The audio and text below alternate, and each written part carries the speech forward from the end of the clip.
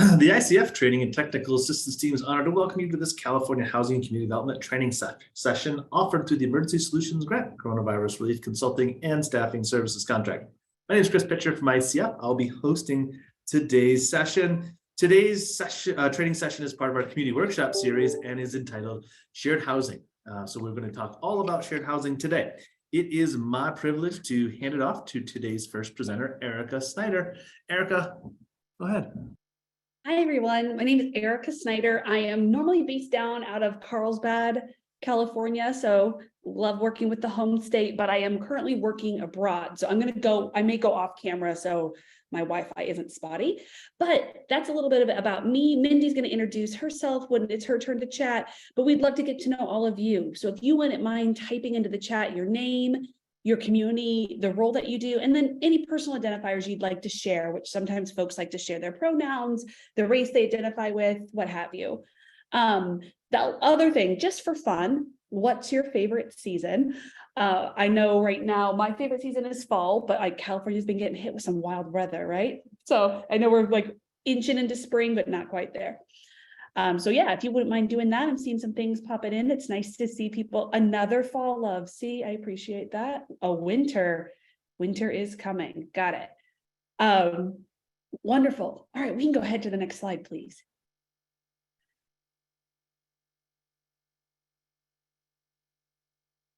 Great. So why are we here today? As you all know, if you didn't know, this is the presentation on or a conversation on shared housing, and there's ample space for questions if you have them, if you have things that have gone well in your community you want to talk about, or you want to troubleshoot with your peers on this call. Know that Mindy and I are both pretty casual in that respect, and we welcome you to share and have conversation there. But we recognize that right now, especially in California, vacancy rates are tight. They are very low. It's hard for anybody to find a place, and rents have been going up. Now, while the market is starting to soften, you'll hear that phrase across the country, it's going down a few percent, but rents jumped up so high since COVID that we're not seeing it make as big of a difference in folks' lives as we would hope. And so we know we have to talk about things that are creative or different, and that really might mean using the opportunity to live in community with people, having a housemate or a roommate, looking for other things that are going to make rent a bit more affordable and provide people the housing in the areas that they want to live. And shared housing is something that isn't a one size fits all. In fact, there's a couple different models we're going to talk with you about, and we're looking forward to having that conversation with you today. Next slide, please.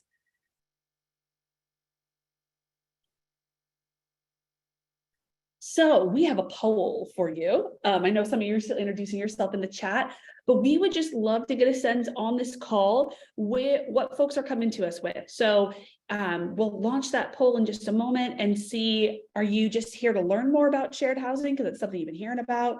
Is your community starting to talk about it? So exploring options. You're starting to try it out, you've done that, or you've got this, you could be teaching the class, you've been doing that, and you're ready to share some tips and tricks. So if you wouldn't mind, y'all wouldn't mind just indicating wherever you feel comfortable, where you're thinking. And I'm seeing folks are still answering, so I'm going to give the poll just a little bit longer.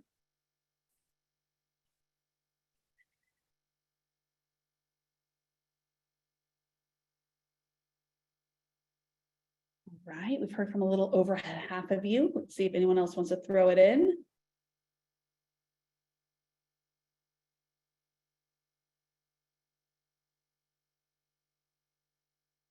All right, people are done responding. So it looks like a lot of folks are here to learn. About half the people who did the poll. We've got a couple communities that are looking to do that. I'm going to hit share results. Hopefully y'all can see it. We've got folks who are starting to talk about it, or you're starting to test it out and try it, which is great. And then a few people who are gurus who are going to share some tips and tricks. So this is wonderful. I think we get to have a really great conversation. Mindy and I are going to cover some of the foundational things, but please add in your context as we're going through this. Next slide, please.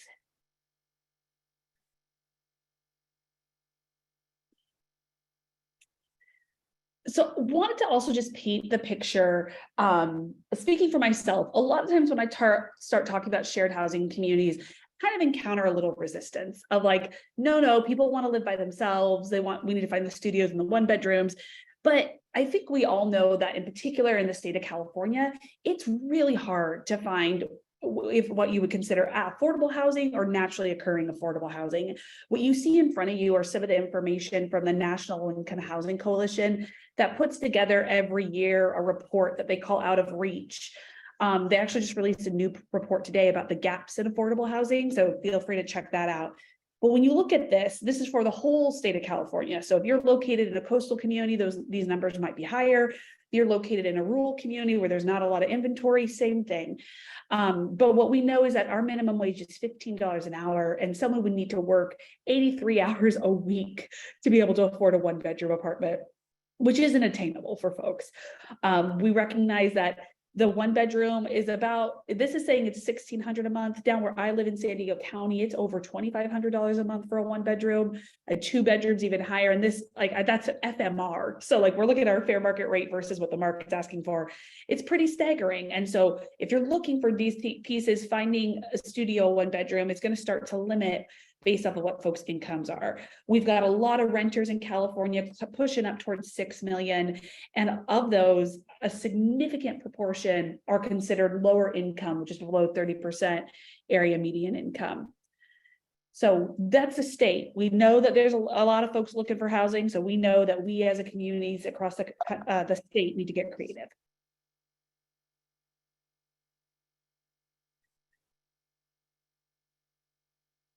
So what is shared housing? This is for the folks in the room who might be like, we're just here to learn. I mean, really simply, it's just living with another person. If we're being honest, we can make it as complicated as we want, but it's really when there are 2 or more people who are living in a rental unit, they're sharing costs that are associated with the house. So we're talking rent, we're talking utilities, those sorts of things. That is shared housing. There's not newer data as of right now that I've seen, but as of 2018, almost 30% of American adults are living with someone in some form of shared housing. I'd also say, if you are living with a partner or a child or a friend, you are living in shared housing. Often people forget, if they're in a relationship, that technically that is your roommate. And so it's not an uncommon thing. Hopefully, if you have never lived with a roommate, throw your hand up because that'd be interesting. But if you've lived in some form of a family or in college, that's just what folks do to get by. It's really not a foreign concept, but it does seem to be an area that the homeless service response system is trying to wrap their head around. How do we use this here? Next slide, please. We're going to talk about 2 different types of shared housing today. There's other models out there too, but these are some of the ones that you can definitely use with your ESG CV or annual ESG funding. The first is getting 2 or more folks who want to share a unit together, a rental, the traditional roommate matching or roommate housing as we know it. The other is home sharing. And so that's when an owner is trying to rent out a space that could be an accessory dwelling unit that they have in their backyard or on the side of their yard, or sometimes they're called casitas in California. It could be a portion of their home that maybe the garage has been converted into a unit, a variety of things. But we're going to go into that a little bit more. It's typically targeted for specific populations that we've found. And it also can be a really great way for wealth building for lower income communities if they have housing that they can then rent out as a way to help bring everybody up as we go. Next slide. So for shared housing, one of the great things about that is, at least as we're talking, we're going to kind of come at you from the HUD, the federal government perspective. A lot of the time, public funds are going to require that any household, even if they have a roommate, are going to be listed on the lease.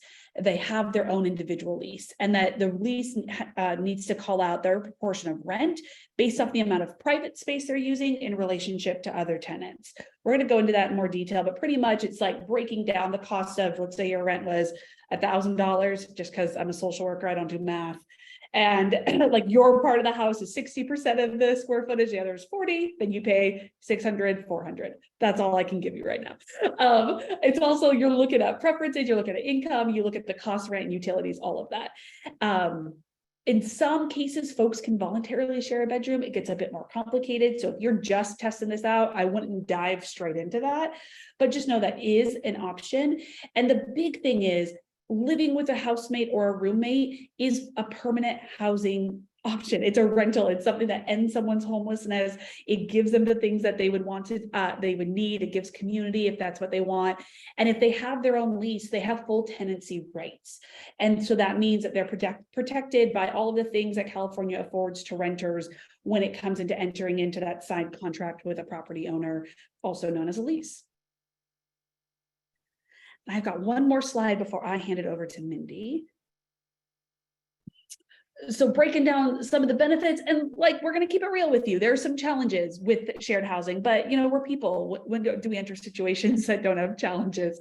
Some of the benefits that you can see and hopefully recognizing within your community is that it's going to reduce the cost of rent for the folks who are sharing a living space. 2 bedrooms are not like they're a jump above a 1 bedroom, but if you're not responsible for covering all of that rent, it's definitely more affordable. It also is going to start and can widen the areas that folks are able to live in for their housing options. Being able to see perhaps there's certain parts of town that they want to be in for a variety of reasons, their job, their family, their community supports. This can ideally expand those opportunities where they might have been more limited before when they were just relying on what fit within their own income.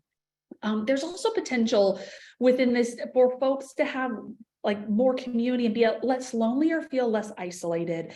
And I think we all have probably instances where we've worked with folks who have been housed, who had previously been living in some sort of unhoused situation, but they built their own community and then they go in by themselves in those 4 walls and it starts to feel like it's closing in and it can feel a bit uncomfortable, and even positive change can be hard. And so shared housing does offer that ability for more support if that's what folks are looking for. It can give that encouragement.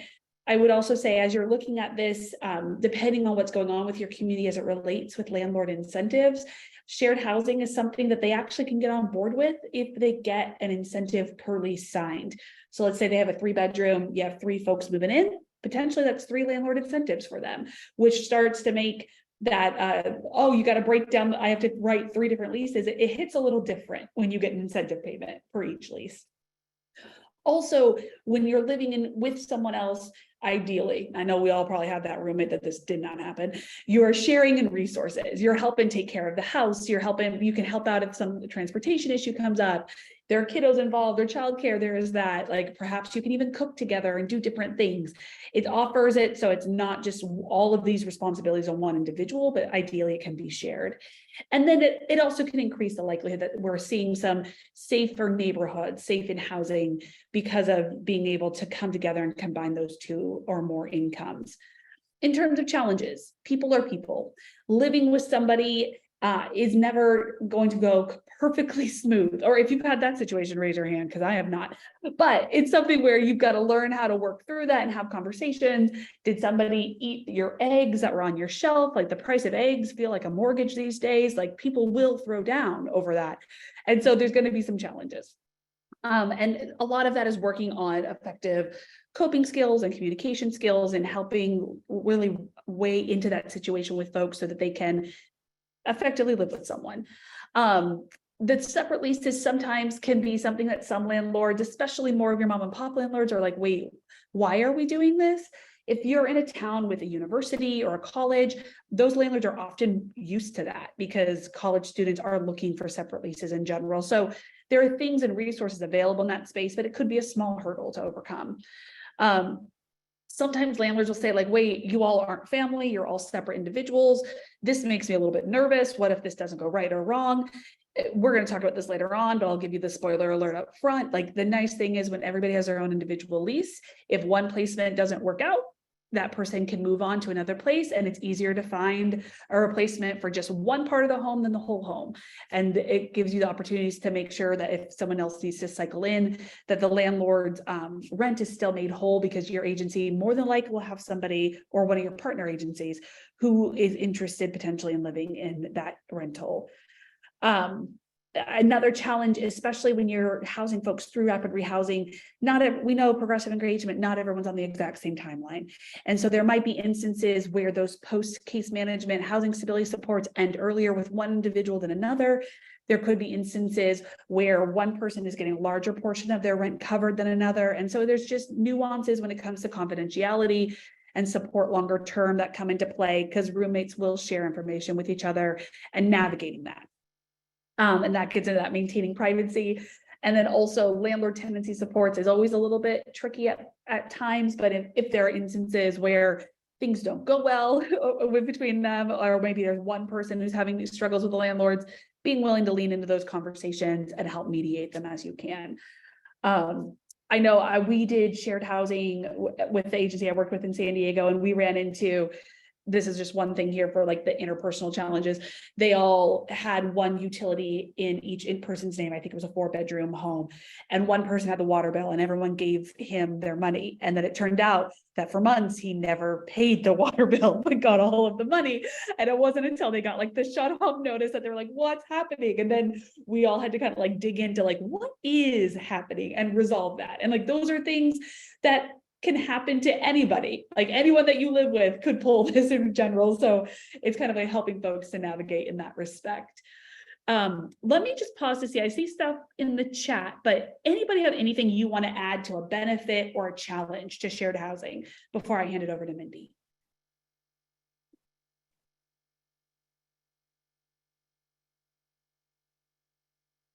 All right, we'll get you talking later. Mindy, take it away. Okay. Thanks, Erica. And what I always want to thank you for, and anybody who does talks about shared housing, it's so important to normalize it. There are many reasons, I think about this a lot, why we just have a knee jerk about, no, we can't do this with people experiencing homelessness.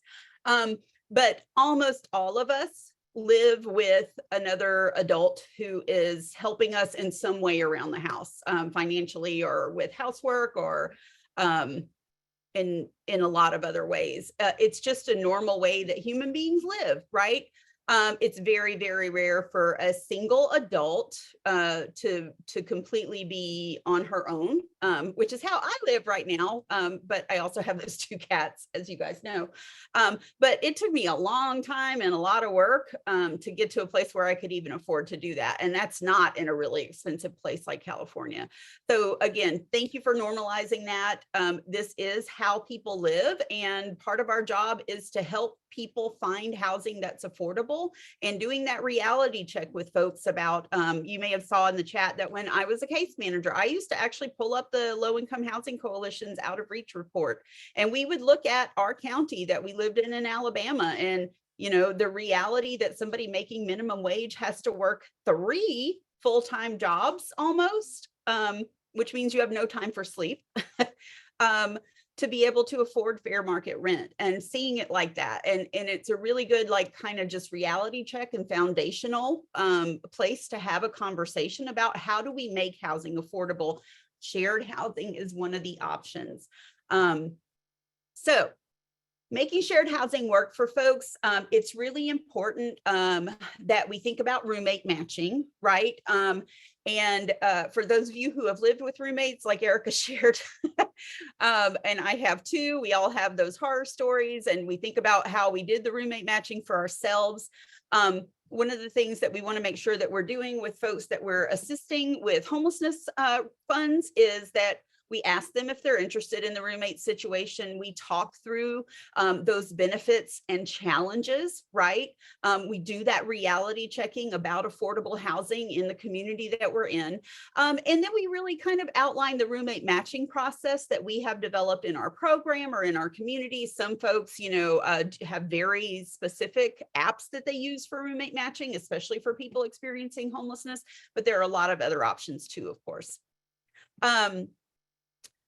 The next thing that you're going to be doing when you're working on roommate matching is you talk through the potential matches that you have. and think about those likes and dislikes. And one great example that Chris Fried used to use, is just like, are you somebody who can live with dirty dishes in the sink? Or are you somebody who needs there to be dishes washed immediately after they're dirty, right? Like those are some things that when you're living with somebody can be those little irritations that can build up, right? So thinking about those things ahead of time. Oh, Erica, you need those dishes washed. Erica and I will never be able to be roommates. It's kind of sad. I have them in my sink right now. Oh, Chris, I might have known that about you. Yeah, this can be another icebreaker. People, do you need dishes washed or do you let them sit? I'm a once a day or every couple of days if there aren't that many dishes. Okay. Next step, all of you, you're all going to shame me. Yes, every couple of days. Listen, I don't actually eat much at home. I eat out a lot. So that makes a difference too. Okay. Next step is you're arranging the meeting between two folks. They may be clients, they may not both be clients. As you'll see in the next column here, it doesn't have to be that you're making roommate matches with two people that have experienced homelessness. It can be people that you find through a problem-solving conversation, friends and family, other folks that someone knows that could potentially be a housing resource, or just making matches like the rest of us do, maybe on Craigslist, maybe on Facebook, all of those different options that are available. Next step, of course, is people meeting and having a conversation and getting to know each other and deciding, is this going to work, right? Then finally, you're going to create a client agreement that kind of outlines all of the things that you have discussed and all of the things that the two potential roommates have discussed with each other, so that they do have it there. And this has set the boundaries for our relationship now that we're going to be living together.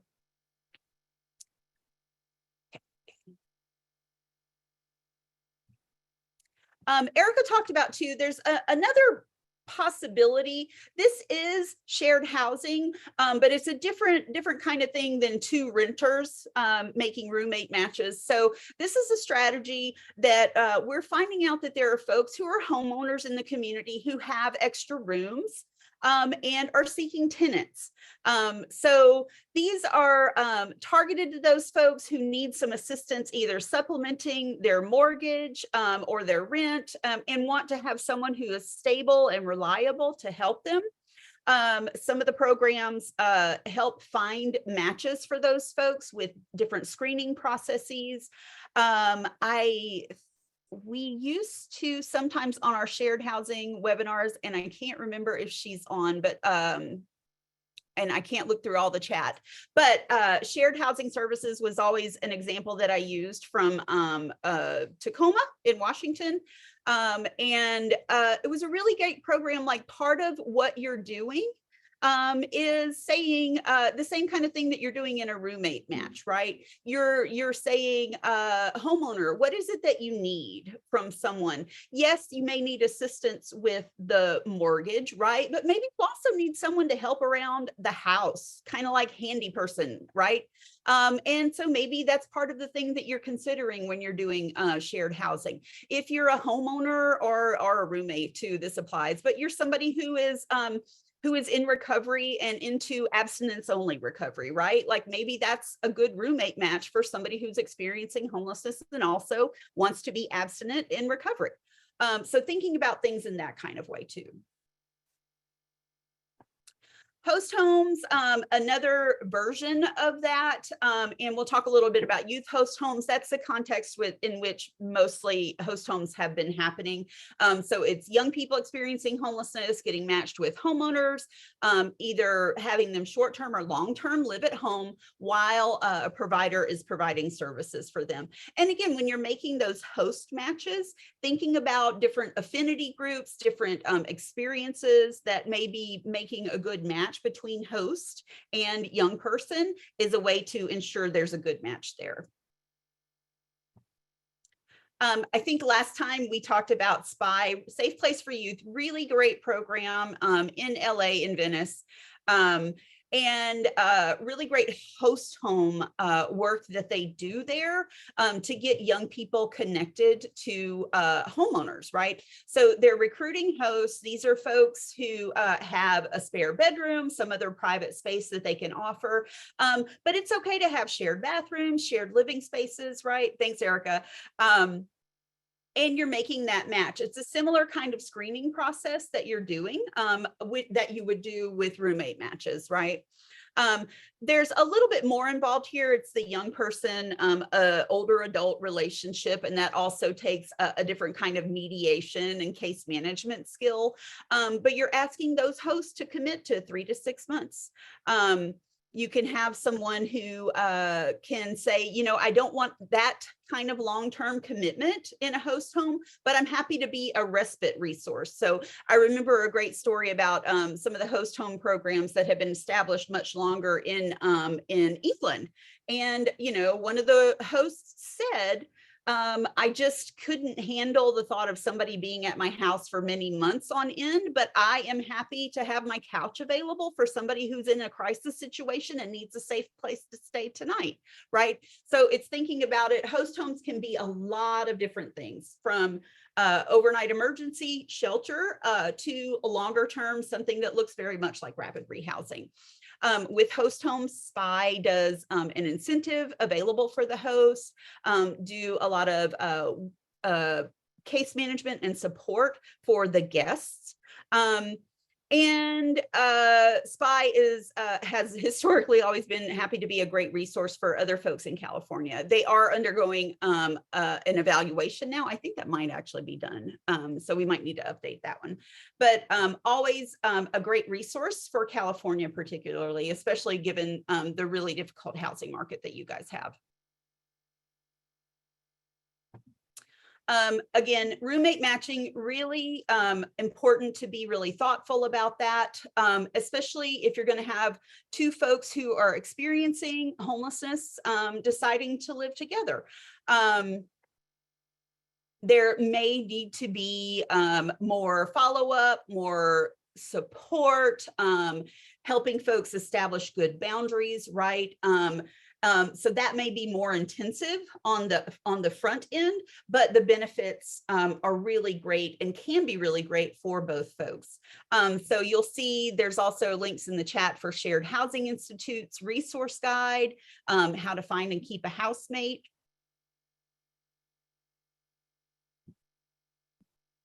And so for those of you who are thinking about just getting started on this, which I think was probably about half of folks according to the poll, consider doing a pilot, doing a small matching program, maybe joining together with other providers in the community, and think about ways that you can match up folks that are in different programs.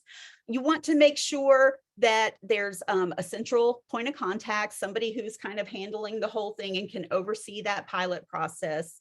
Convene regularly, discussing the challenges and successes, problem solving, always problem solving about ways that you can help support folks and make better housing matches, resolve conflicts when they come up, and do regular evaluations. And can I just add in on that? I will kick it over to all you for conversation, but for that roommate matching, one, I'd also encourage folks, I know Mindy touched on this earlier, like, you don't necessarily have to be the matchmaker yourselves. Folks live in community. They might have family, they might have friends, roommates. I know we did street outreach, and there were folks who were choosing to live in an encampment together. And the way we got them housed is because they wanted to live in housing together. So don't feel like you have to do that. But if you are interested in saying like, hey, we have 200 folks who are unhoused, some of them might be a good fit for roommates. There's some different questionnaires that are available, just for what Mindy brought up, some non-negotiables like substance use, smoking, drinking, what hours are you awake, those sorts of things can be a real fast way. And you can incorporate too, like your folks that you're serving to say like, are these the right questions or would you add something else to it? And then start to pair people together. And when I say pair together, I mean, they get to sit down and interview each other to decide if they want to live together. Like you don't have to like force the relationship, and give space for that to happen. And it just may require coordination on all of your parts. But as I'm talking about that, I'm recognizing we got some folks on the call who may be doing it themselves. So let me throw it back to you, Mindy. Yeah. No, thank you. So let's have a little conversation about it. Any reactions that you guys were having as we were talking about shared housing? What are potential models that you guys are considering in your communities? Anybody currently doing shared housing and want to share what's been working? What you're struggling with? We can do some problem solving around that. Anybody want to talk about your own roommate experiences? Because I think, again, it's really important to normalize this, right? And so what happened in previous roommate experiences? I had one when I was living in New York City in law school, which is where a lot of people live with roommates because it's so freaking expensive. We should have had more conversation in the beginning about just issues of like socializing, expectations around socializing together. I didn't want to be very social with my roommate. My roommate wanted to have somebody that was very social and hang out in the living room and watch TV and eat dinner. And it ended up being really uncomfortable for both of us. That could have been avoided. The whole discomfort of that could have been avoided with a conversation up front, but we managed it. But those are the kinds of things that you think about. Jerry, I see your hand up. Yeah, thank you. I'm Jerry LaLoneberg. I'm in Petaluma, California. I've been doing social work for 40 years, shared housing sort of promotion since about 2014. I put in the chat the link for Share Sonoma County, which is the organization that Amy Appleton started here in Sonoma County. And it went from a relatively small organization to what is a relatively big organization. So the first thing I would say, because I've said it a lot, is shared housing of this model is actually 20% of the solution for the housing crisis and problems that we have in this country. I think California has a lot of potential for doing something with this. There's multiple models that we can talk about. Share Sonoma County started as a matching program, primarily focused on elders who had a house with an extra room, who needed somebody, but it was started in TOTS, which is the homeless shelter here in Petaluma, through the Mary Isaac Center way back when in 2011, and it spun off in various iterations of it. So you want to make the distinction between home matching and community houses, like groups of people living together. I also put into the chat the National Shared Housing Resource Center, which is a very valuable organization. And if you look at that website, you'll see the 19 different California-based shared housing providers that are already out there. So if any of you are close to any of those folks, talk to them and help them and then use that. In terms of the process and the case management, very specific to rapid rehousing and permanent supportive housing, the case managers who are working with those people to try to get them properly housed should have a great deal of familiarity to what you all have already been talking about in terms of the dynamics of shared housing, because as Mindy said, people are people, and we're guaranteed to experience that. So the success, in my opinion, of Share Sonoma County has everything to do with not walking away. Once somebody is part of Share, Amy's philosophy is you're a member of Share. So people screw up, people fall off the wagon, all of these things happen, but that doesn't mean they get rejected by the provider. That means you work with them, and especially in terms of permanent supportive housing, that's exactly what you're allegedly trying to do, so do it. Share has done this. So we did home matching. There's a lot of that sort of match between some people need income, some people need service. The other thing that's evolved, especially since COVID and post-COVID, is the whole process of community houses. So in community houses, it's basically a master lease program, but it's very specific to getting people out of homelessness and keeping them out of homelessness. And that's been quite successful. I can talk about that more if you want. And then the other thing that I'll put into the chat, there's 2 or 3 absolute classics about residential care and residential living together.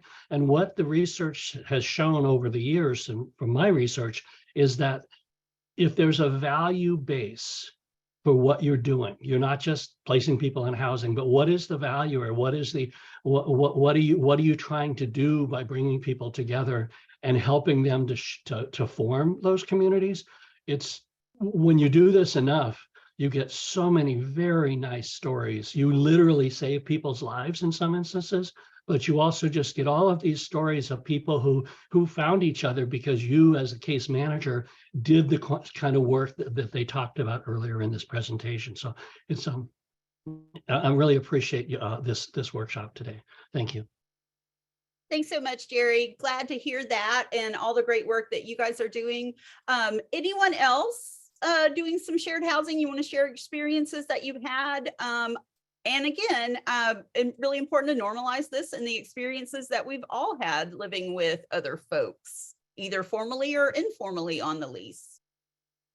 I'm sure those of you who are in marriages or are cohabiting partnerships have to do a lot of negotiations about things like dishes and cat litter. That's a favorite one for the folks that I live with. Ludmila, thank you for that. And Erica, I think you're up next. That's correct. So we're going to start jumping in, and feel free, folks, as we're going through to have conversations on this.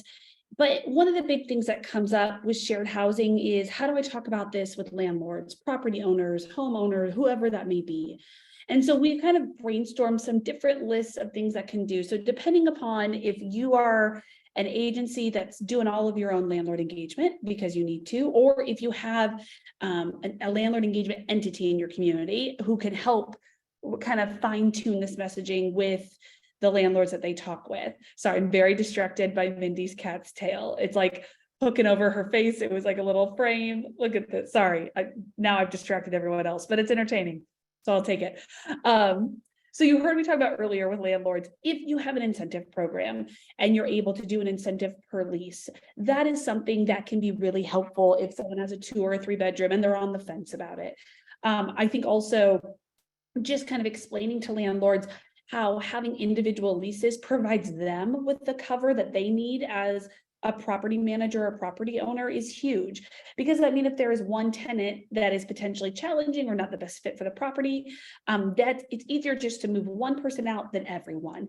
And especially if your agency could say any sort of thing about like, yep, if something doesn't work out, we make a commitment to provide potential housing leads for or tenants for you within 30 days or whatever time frame makes sense. So then it's not a loss of income, and it's still kind of giving them that pipeline of being like, you don't have to keep advertising for your units. You could just save on that and on marketing. These are things that are going to be great. Also, a lot of our programs, jumping back up to the second bullet, offer enhanced security deposits. Typically what we see is like 2 times the contract rent to be offered there. And if that's happening and a tenant leaves early, it can cover that vacancy loss. But also if the landlord is, having signing multiple leases, that's security deposits for each of those individual spaces. And so that covers the loss of income or anything that happened, damages to the home.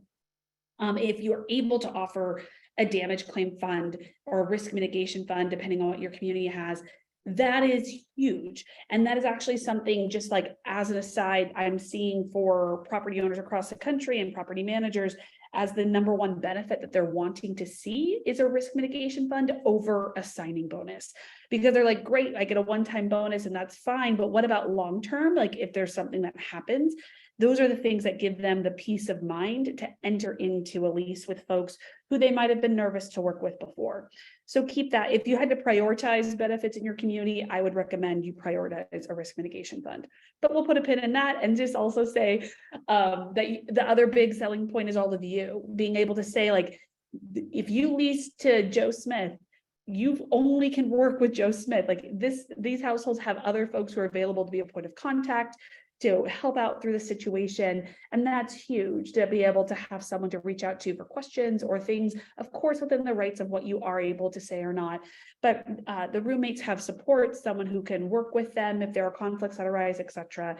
And so don't undersell yourself, because that is a huge thing for property owners. Next slide, please. You already heard me talk about some of these benefits, so I won't belabor the point, but ultimately, by doing shared housing is that reduction in vacancies, but also a reduction in the marketing costs, as you heard me talk about. It does allow for leasing situations where they can get profit, depending on how they break down the cost of the house. It could allow them to actually get, their full FMR, the things that they need to do that, because especially if they're smaller homeowners or property owners, I should say, often this is something that is a big part of their livelihood that they need to make to pay their own bills. There are some landlords who are interested in being a part of helping folks who are currently unhoused and thinking through that and wanting to be active part of the solution. But I will say that's not every landlord. So that's why you've got to have different messaging depending on the values of who you're sitting across and talking to. We also can talk, depending on the model you use, if it's more of a host home or shared housing with in those other spaces, that can allow them increased financial security by renting out part of those spaces that are eligible. If you're doing the host homes, it can give social support to individuals. We heard Jerry talk about it, but I've seen a lot of programs that in particular pair senior adults with someone else to live in their home for that longer term support and things. And so the people are not feeling isolated. And you've heard Mindy and I say this multiple times, so if you walk away with anything, we hope you walk away with this, is having shared housing, having a roommate, having a housemate is not uncommon. People are doing this all the time, which also means landlords have figured out how to do this too. It might be new and a little uncomfortable to us, but it's not uncomfortable in totality for everyone else. I did see that Pamela asked a question about ESG having landlord incentive dollar limits. Want to make sure when I'm talking about landlord incentives, it's in relationship to ESG CV. Your annual ESG cannot be used for landlord incentives. Your CV funds can. And there's a kind of a laundry list of things that could be used there. And it was up to 3 times the contract rent. But it's up to 2 times for your incentive payment. So there's other things like enhanced security deposits fall within there. You could do a risk mitigation fund within there. There's information. I see the question in here too about the structure and use of a risk mitigation fund, who is doing that research. There's a lot of different groups that are doing risk mitigation fund across the country, but I would also say internationally. There's some resources at the end that we're going to share with you on how you can structure that and what that looks like. But as an example, most often what we see communities are saying is that cover the damages up to a dollar amount, or loss of income up to a dollar amount above and beyond the security deposit. So let's say the security deposit was $5,000 and this community is saying we'll reimburse you up to an additional 5. Those sorts of things. But there's a lot of information out there on risk mitigation funds. If that word doesn't kick it up, try damage claim funds. Some communities are starting to call them a guarantee fund, which is, I think, a bit more of a positive spin.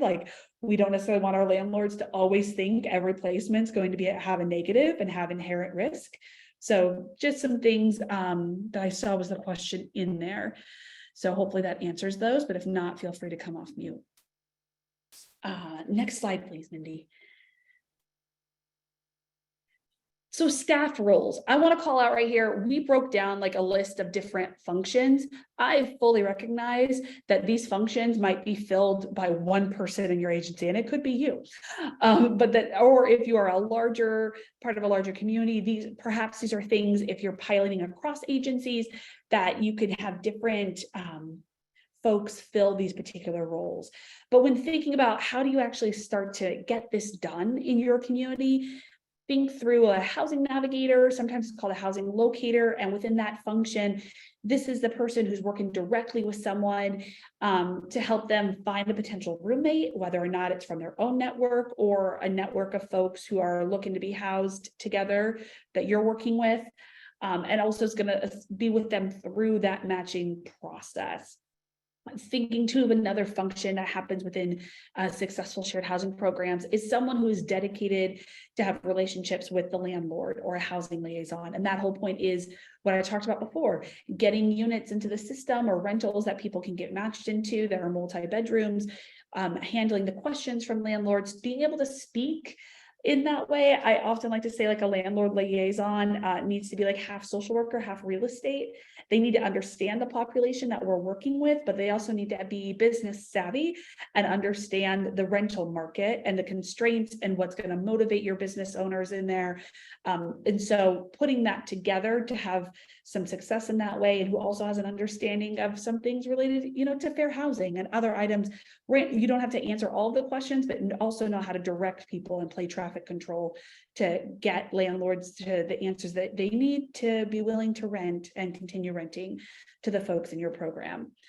Of course, the case manager or like peer-to-peer support who are working directly or empowering the households to start to say, okay, once we're housed, like what do you want the rest of your life to look like? What are the things that you need? What are the supports that you want? And having those conversations to really work with folks as they're being stably housed. And that moves into housing stabilization team. So like once people are housed, we know that's kind of the next step and phase in their life. There's a lot of things that go into getting somebody and assisting them and empowering them through the lease signing, but it's a different level of work and potentially support and conversations when people are actually in housing and sorting through what does that new routine in life look like, especially with a roommate or if they're sharing spaces. It's really important to think through that. Next slide, please. Wait, is this you or me? Yeah, this is me and then I hand it to you. Okay. Just so you know. So keeping just in mind, this is going to tee up and then Mindy's going to move into some of the sorry, like looked at the glitchy in the chat. I was like, that's not a word, nitty gritty of HUD regulations for lease signing, but things to keep in mind for shared housing, because there's a little extra paperwork. You're going to want to make sure, regardless of your model, that there is a lease between the tenant and the landlord. Number one, we know that for all of our rapid rehousing or any housing placement we do. Ideally, there is some sort of a roommate agreement where some of the things that Mindy and I have been talking about, you've ironed out, like how are they paying for utilities? Are there certain things that they need to have out, like for maybe there's a limited guest policy, like give me 24 hours notice before somebody comes over, talking about their own quiet hours, whatever the things that they need to feel like they can live together well, like articulate that. It doesn't have to be, a 5-page long list, but some sort of agreements of how they're going to approach each other, have conversations, etc. An agreement between the intermediate organization, that's you, and the landlord. So explaining how they can anticipate the rent structure and different things, knowing you're using progressive engagement, you're not always going to provide that rent 100%, the tenant's going to gradually take over. And this is common in rapid rehousing programs. And then finally, an agreement between your agency and the tenant, again, explaining the nature of what they could expect for rent, so that it's not like they're blindsided one day where they went from 100% of their rent covered to 25%. And they're like, oh, wait, what, I have to come up with the money. So kind of explaining the terms of that.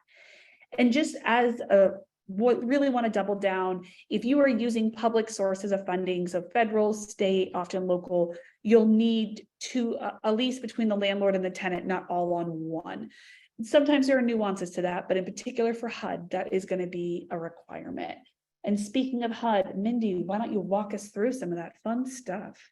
Oh, yeah, it's so fun. My favorite federal agency.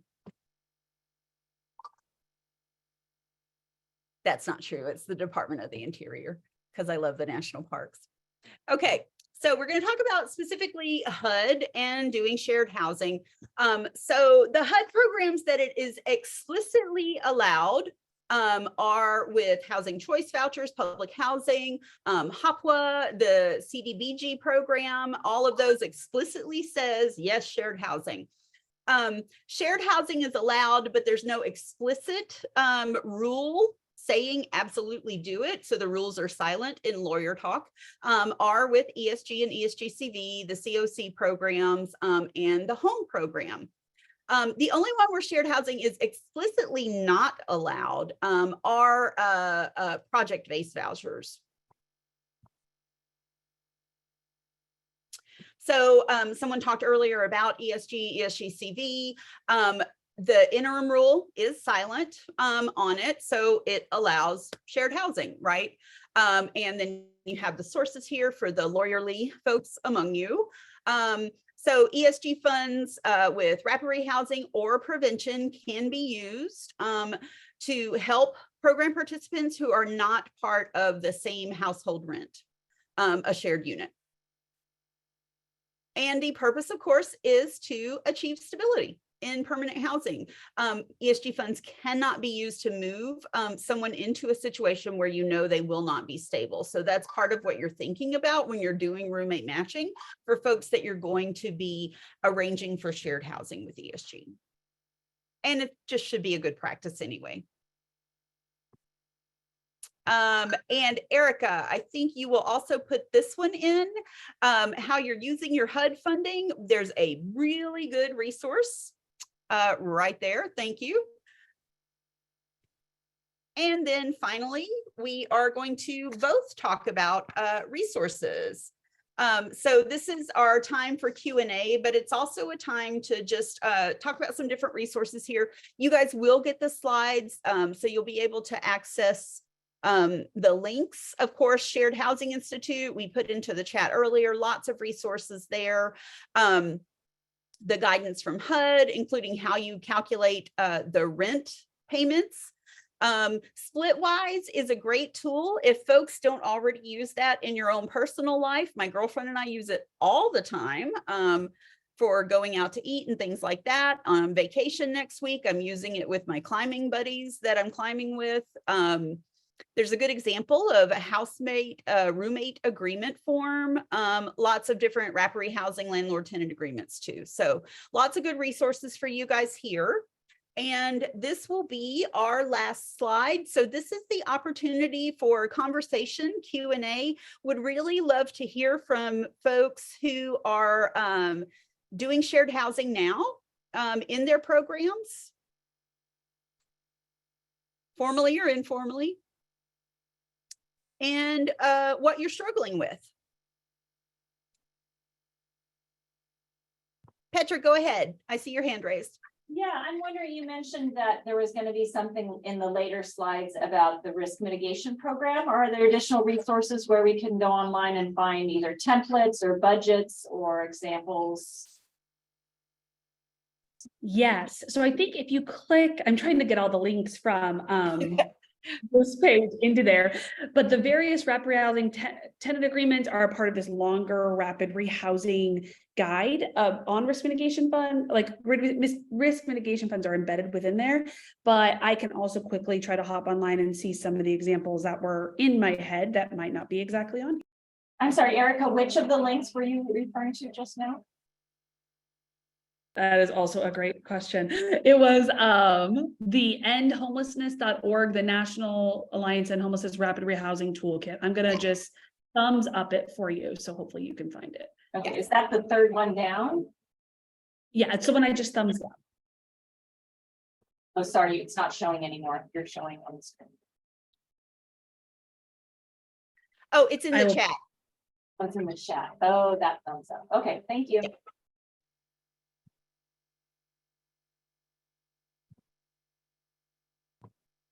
Okay.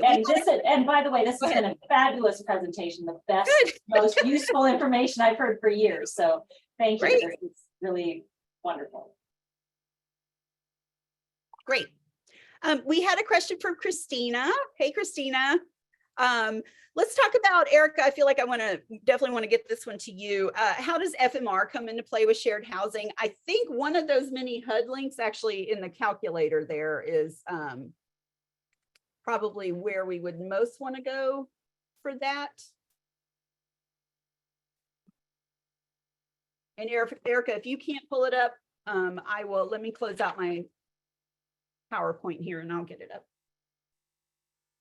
Yeah, I would definitely recommend, so fair housing, FMR and rent reasonableness do apply. There's a couple of resources on that slide that I dropped in the chat that just start getting down to how do you do rent calculations, because like I mentioned before, it's really based off of what is their private space and the shared space, and that's how it gets broken down. So it's not always the easiest one to like off the back of I think I did like a really quick and dirty percentage, but there's a little bit more to it than that. And I could see if I can find the one, there's a rent calculation policy. That's what I wanted to show you. And that's where, yeah, I don't know how well this will copy over, but this is directly from, sorry, there's a cat too. This is directly from the link that Erica put in for the HUD resource for calculating rent payments in shared housing. So this is directly from that. You'll see that. And then there's also a section on rent reasonableness, which I am about to also put in there. There we go. And just so it doesn't get lost in all of the chat, here is the document that I'm pulling from. Great. Did that go? Yeah, it went in. And then I'm just going to share, this is a different community that has shared their shared housing rent calculation policy, cross references with other things, but it's pretty solid. And it does break down right here how they figure out the FMR, the pro rata share. Pro rata is going to be your HUD speak for that, and talks about also including your utility allowance for all of those, and gives a couple different, what I always appreciate seeing some different scenarios to see how does that play out.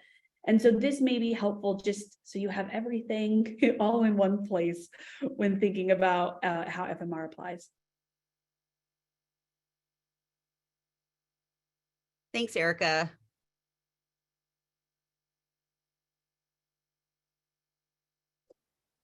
Thank you, Christina. Anyone else? Any questions? Want to share a shared housing experience for a wonderful experience or a terrible warning? Either one is welcome. Anything in between. I have additional horrible roommate stories that I will share with any of you if we're ever in person again over drinks in a hotel lounge, because they're not appropriate for Zoom. I can share something. We actually, one of our partners locally, they run a shared housing program. They don't call it that because shared housing, most people understand is sharing a bedroom. And so when it's but in their situation, each person gets their own bedroom with a lock and a key. Yeah. Right. And then they're just sharing the bathroom and the kitchen. And that becomes much more palatable than like sharing an apartment with two people, right? So this is usually a 4-bedroom house. And so if you don't get along with one person, you might get along with at least somebody else within the house. So that tends to have worked well in our community. Yeah, and I think that would be one of the conversations you would want to have with folks. Just purely from the New York City experience, for younger folks, particularly in New York, it would be sharing bedrooms. Like sometimes it's sharing the living room. Like it's just so crazy expensive in some parts of the city that, but that's people choosing to live in that configuration because that's what makes everything affordable for the trade-off of living in that great city. But yeah, it's part of the conversation that you want to have with folks. When I hear roommate, I don't think literal roommate. And thus far in my roommate experiences, it hasn't been that. I can think of some friends that I could share a room with. But yeah, that would be one you would want to talk through with folks for sure. I'm hearing it get branded now as like housemates, which I think is fine. Yeah. And it sounds very British. Yes, I would also agree to like, I wouldn't, if you're going to go out to a landlord and be like, hey, I'd like to talk to you about some shared housing opportunities, that's not going to resonate with them. So definitely try to use regular speak of, we have some folks who want to live together. Roommates, I would say the roommates does kick in. There's some group homes that try to get in on that, and that can get a little trickier. So it's just all about figuring out what works, but you'll test out some language. And you very well might have some landlord champions who do shared housing. I know I've been in different communities. There's normally 1 or 2 landlords who are like, I love this. This Yeah. works for me. I will talk to every landlord you want about it. Another thing that I thought about too, when I think it was one of your slides, Erica, when you were talking about small landlords, mom and pop landlords, some of the shared housing matches that's more like the home sharing model have been when we talk about making matches with affinity groups, right? Like, so there have been some campaigns in some communities for ending veterans homelessness, where you find veteran homeowners who want to help out a homeless vet, right? And are willing to rent a room to a veteran experiencing homelessness. So, finding some way that there are, for most landlords, right? Like, it's business, I'm making money. I want to, you have your 4 things that you want to ensure in a good tenant. But landlords are human beings, right? Like all of us. And some of them do have those other motivators that when you're doing landlord engagement, you can explore. Let's see. I see, Jerry, your hand is raised. Yes, it is. Okay, go ahead. Okay, thank you. Yeah. So what I would add here in terms of case management, for those of you in California, which I think is most of us, CalAIM. We can get off into another like 4 more workshops to understand CalAIM, but if you're going to do ongoing case management with the people who are placed into these matches or community houses, the CalAIM will pay for the case management services. So that's going to be a very useful sustaining resource for home sharing as we move forward. So if you're looking for money, look at CalAIM. Thank you so much, Jerry. Any other folks? Would love to hear from other folks who are trying shared housing informally or formally.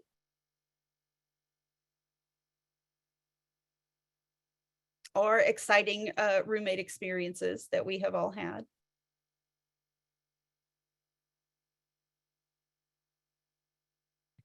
We can get back to the washing dishes conversation, and I just want to scroll back up because where did it go? John Sullivan, you're speaking my love language there with the dishes get washed when the cupboard is empty. Yeah.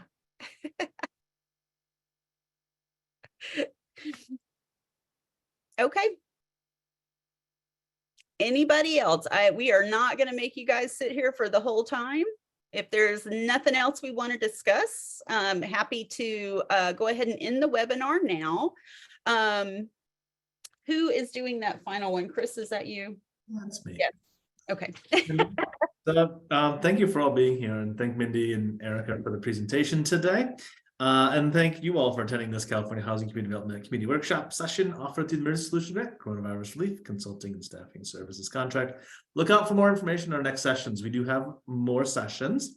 And as a reminder, a quick survey will pop up as this session ends.